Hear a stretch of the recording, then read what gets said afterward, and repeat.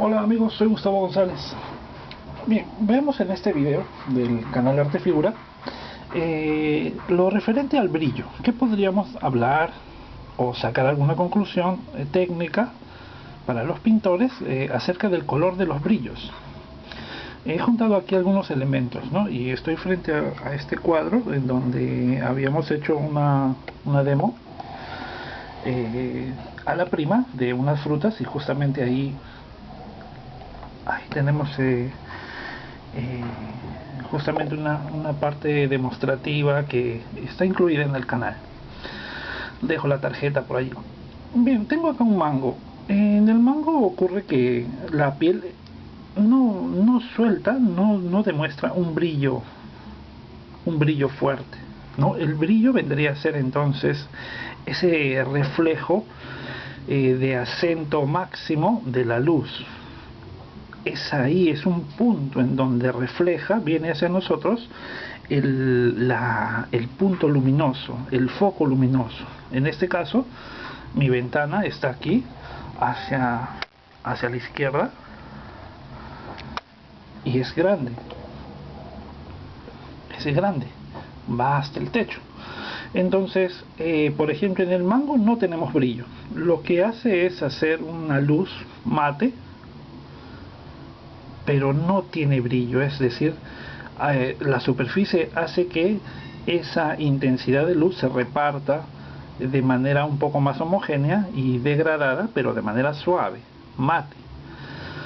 Bien, ocurre también que el valor tonal del objeto hace que se pueda observar mejor el brillo, pero en este caso no, porque el mango en este caso es de un tono más claro, entonces el brillo no resalta. En el caso de un elemento como este tomate, el brillo es aparente, está muy fuerte. Veo la ventana como se refleja allí y llega hasta nuestros ojos. ¿Qué ocurre ahí en cuanto al color?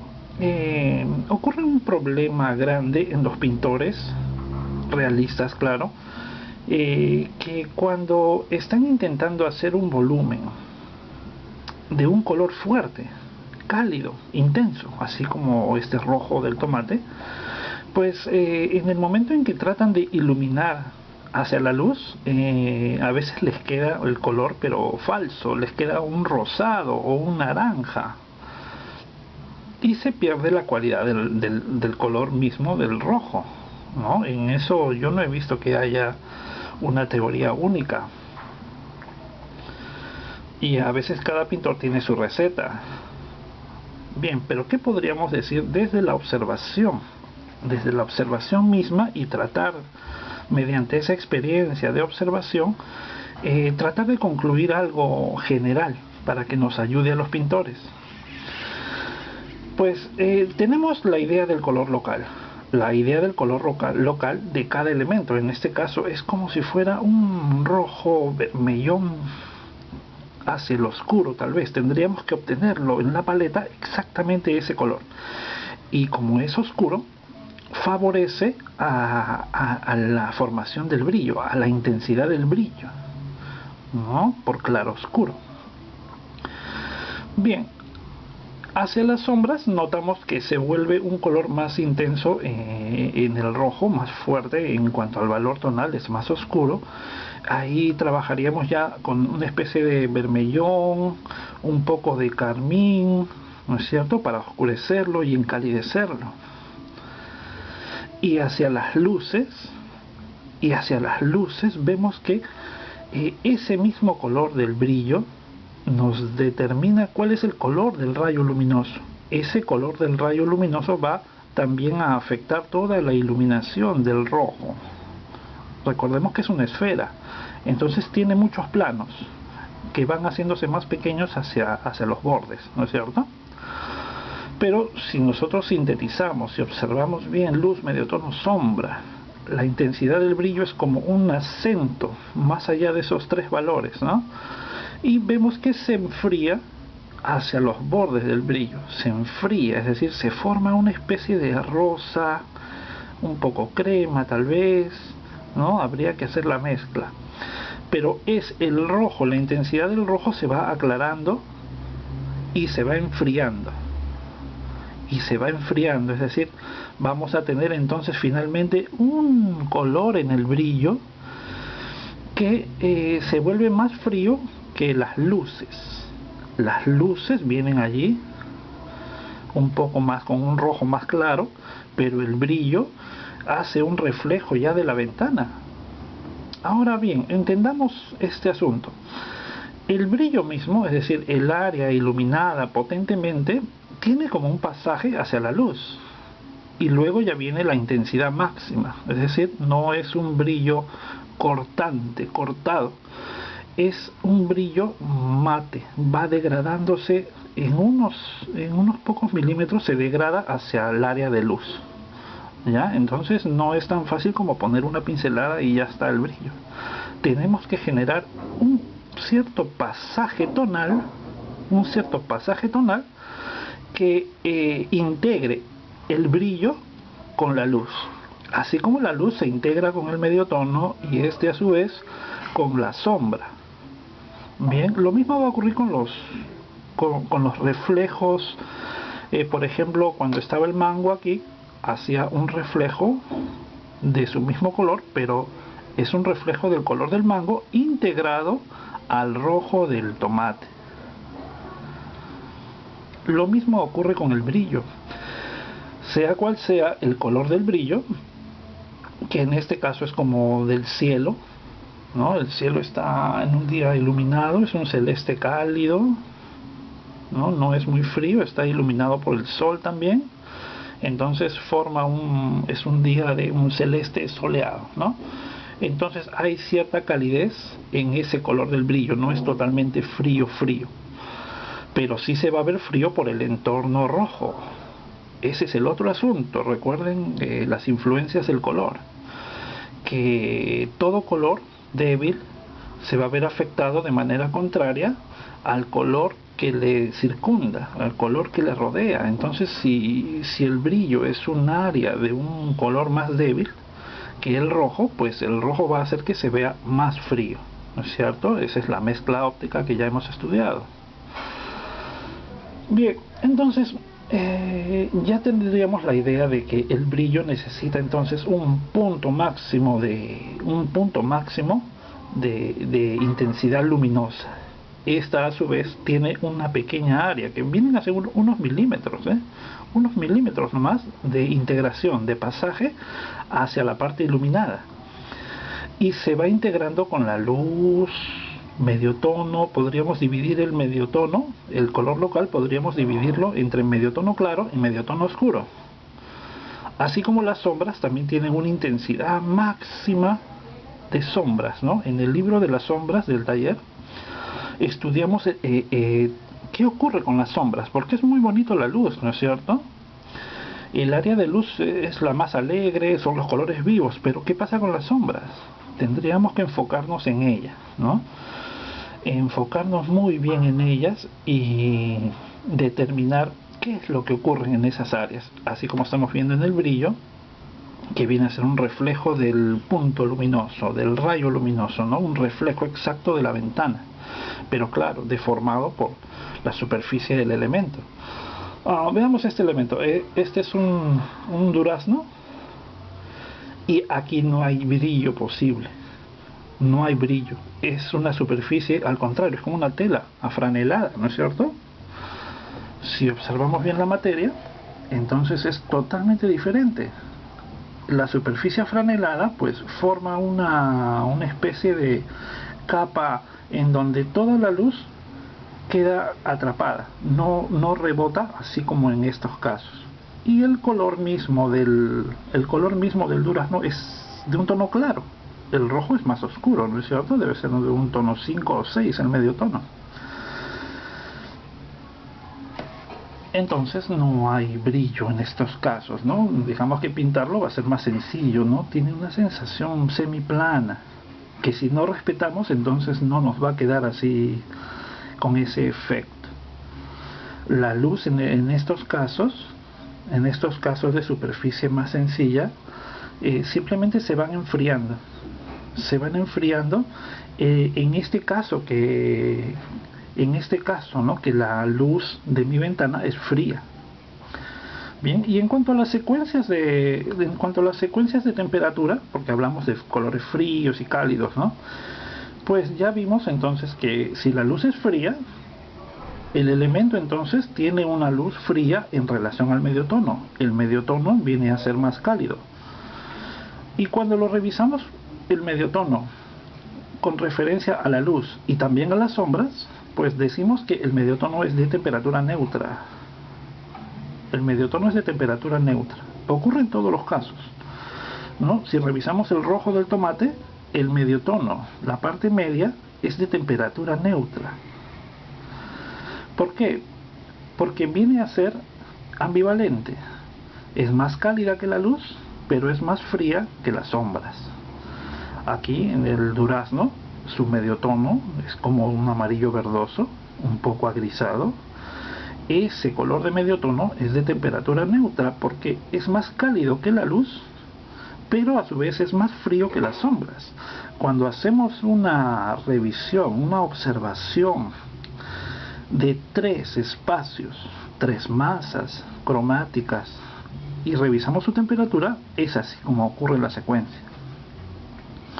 En el caso del brillo, acá en el tomate, volvemos al brillo del tomate, ocurre que el brillo es, imaginemos que lo estamos pintando, ¿no? Ocurre que el brillo es sumamente frío, es como un rosa, es un gris rosa. La pequeña zona que integra viene a ser neutra, y la parte en luz, un poco más oscura, viene a ser más cálida. Cuando revisamos esos 3 espacios, al revisar esos 3 espacios ocurre así la secuencia. Luego continuamos, seguimos con la parte de luz. La parte de luz viene a ser más fría, el medio tono viene a ser un poco más cálido, y por eso le llamamos neutro. Si ya lo revisamos, luz, medio tono y la sombra viene a ser más cálida aún, entonces ese medio tono queda como un valor neutro. Y es así como va a ocurrir en estos elementos en cuanto a la secuencia de temperaturas, ¿no? En este caso, el color de la lima es una bonita lima, ¿no? Forma brillo, la superficie es lisa, reflectante, hay reflejos, ¿no es cierto? El brillo es más frío, luego viene la luz, que es amarillenta, es un poco más cálida, y el medio tono es más cálido todavía. El medio tono, casi entrando a las sombras, es más cálido. La forma misma del elemento tiene gran importancia, porque si vemos tiene como unos ángulos un poco más agudos, ¿no? Los gajos por dentro forman estos relieves así como unos vértices, como puntos. Dan ganas de dibujarlo para observar su estructura. La estructura de los elementos también el color la va determinando, ¿no? Si colocamos el brillo ahí, quiere decir que estamos diciendo que ese plano está mirando hacia la ventana, ¿sí? Y los planos de sombra, cuanto más en sombra están, es porque estamos informando al espectador que ese plano mira hacia el lado opuesto al rayo luminoso. Es muy simple. Bien, enfoquémonos entonces en el brillo. Hay que entornar la vista, es decir, observar el brillo depende de tu experiencia. Poder observarlo depende de tu experiencia. Tienes que dibujar, tomar el lápiz y dibujar. En la pintura realista necesitamos entender primeramente la forma, porque si quieres entender el realismo y el volumen directamente por el color, vas a perder el tiempo. Es necesario hacer un reconocimiento de las formas por medio del lápiz, los trazos, los valores tonales. Un dominio de la escala favorece el dominio de la expresión de la forma, y cuando agregas el color a ello, entonces tu ojo está adiestrado, tu ojo tiene cultura visual acerca de la forma. Entonces le es mucho más fácil reconocer cada color, porque cada color responde a un plano, a una masa.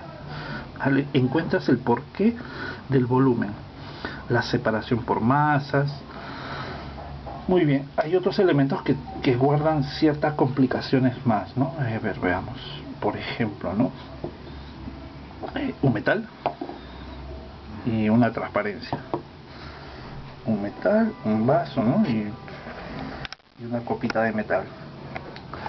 Bien, habíamos hablado en otro video acerca de lo que ocurre con los metales y el color local, ¿no? Que si bien podemos detectar que es plomo, pero plomizo tal vez, o un gris, digamos, pero no hay un sitio donde se detecte fielmente, porque todo viene a ser reflejo, ¿no? Yo acerco mi mano y se refleja en todos lados. Entonces es difícil concretar como si fuera un sólido, un color sólido. No ocurre así.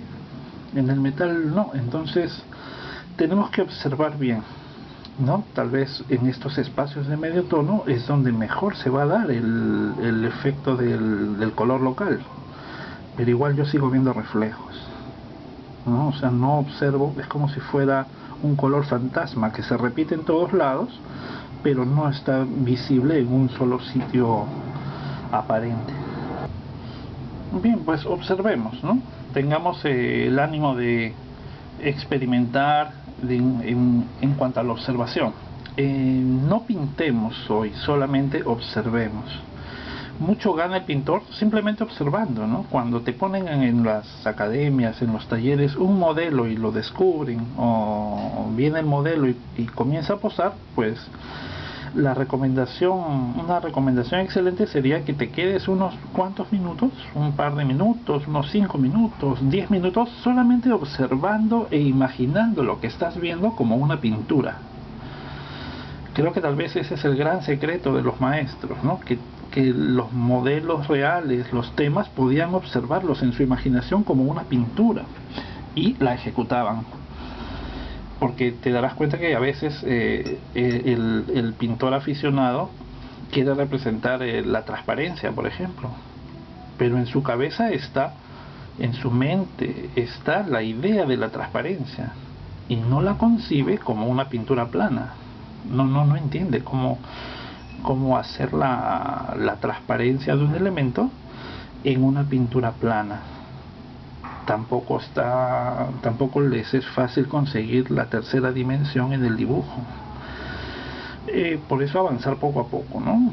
Y observar muchas pinturas, no fotografías, pinturas, ¿no? Cuando vemos pinturas en la historia podemos ver cómo es que los pintores han hecho con los metales, por ejemplo, y con las transparencias. Entonces ya observamos en nuestro idioma cómo se hace. Muy bien, entonces ahí tenemos que el brillo de los metales es total, ¿no? La reflexión, de acuerdo a la forma del metal, el brillo se va moviendo, se puede estirar, se puede acortar, se puede recortar o se puede degradar, ¿no? Pero hay muchos reflejos. La recomendación es que entornen la vista, entornar la vista, y poder determinar así lo obvio, ¿no? Alejarse también ayuda mucho. Cuando estamos muy metidos en el elemento y de cerca, pues no podemos distinguir sus colores. Tampoco podemos distinguir qué cosa es lo que tenemos que sintetizar. Entonces, al alejarse, todo se simplifica. En vez de ver 7, 8 colores, al alejarnos vemos 3 o 4 nomás. Es así, la síntesis es importante. Muy bien, entonces, ¿qué ocurre? Hay reflejos por todos lados. La madera de acá hace un reflejo en todos estos planos. Aquí la misma madera en sombra hace reflejos en estos lados. Pero notamos algo, que en el lado de la luz es como si ya se pudiera ver un poco esa sensación del reflejo de la ventana que va cubriendo la superficie, ¿no? Se siente como más corpórea. Se siente como un bañado del color de la luz. La superficie del elemento trata de suavizar los reflejos en favor de, por fin, el brillo total. El brillo total. En cambio, en las sombras sí se ven los reflejos muy fuertes, ¿no? Si yo acerco, por ejemplo, un cartón blanco Miren cómo se refleja casi totalmente, ¿no? Y si lo alejo, menos y menos. Pero eso no ocurre tanto en la luz. En la luz ya existe la iluminación hacia arriba, ¿no es cierto? En donde le pega la luz principal. Como vemos, la luz principal es la que manda. Los reflejos son secundarios, ¿no? Los reflejos que se dan en el mediotono, en las sombras, son secundarios. De manera que ese brillo se enfría nuevamente, ¿no? Debemos hacer que se vea un brillo frío, porque ya es una reflexión, casi como si fuera un espejo de la ventana. Bien, acá tengo unos elementos interesantes de estudio, ¿no? Este es un cuadro de Baca-Flor, de Carlos Baca-Flor, en donde pinta al cardenal Pacelli, que luego fue Pío XII, ¿no? Entonces ese cuadro yo lo he visto de cerca muchas veces, lo he estudiado mucho. Lo que hace Baca-Flor en este caso es hacer muy esfumado la piel, el ojo, de manera muy esfumada, y con un empaste fuerte hace el brillo de los lentes, ¿no? El reflejo un poco del lente por acá y el brillo, y el resto del ojo queda así muy suave. Parece que este cuadro lo trabajó desde una fotografía. No habían fotografías a colores, ¿no? Entonces tuvo que trabajar muy poco con los datos que tenía acerca de Pacelli, su color de piel. Bueno, hay algo interesante también en cuanto a los brillos, ¿no? Los brillos en muchas ocasiones, por ejemplo en los ojos, no pueden ser muy grandes, ya que un punto pequeñito a la distancia crece en el momento de la reflexión hacia nuestra vista, crece. Pueden intentarlo ustedes, ¿no? Si haces el brillo muy grande en los ojos, resulta grosero, resulta como muy caricaturesco el efecto de la mirada.